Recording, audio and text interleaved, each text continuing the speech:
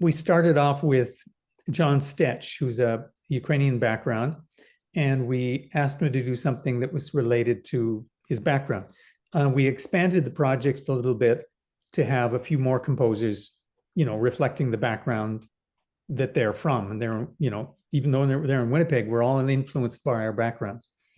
And because of COVID, we, the project was delayed. Well, all of our projects, our last recording was delayed too, but this was delayed over 2 years.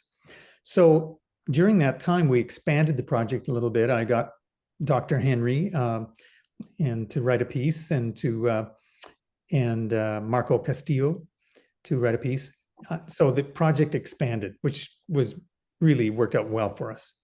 So the whole idea came together early. And, sometimes once you've figured it, once it's fully formed, the idea, it seems like, that's a no-brainer. But at the time when you're developing these things, it's sort of pieces comes together slowly.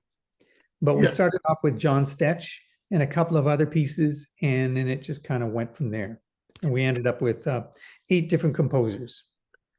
I think it's a good reflection too on how kind of varied jazz is as an umbrella genre of music. There's so many offshoots and subgenres and different regional and cultural differences. I mean, Right. Someone like Dr. Henry, his band is phenomenal, and I don't think people would assume that he's a jazz player or has that kind of background listening to the kind of Afrobeat sort of style that he has with his own band, and Marco Castillo as well. I mean, he's doing the Latin thing, but it's all connected, right? There's all these different elements that go back to the umbrella jazz genre.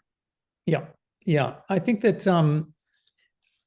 jazz is uniquely able because it's such an oral tradition, and it picks up ideas from all over. I think it's positioned very well to collaborate with all sorts of groups. I mean, you don't have to write music out.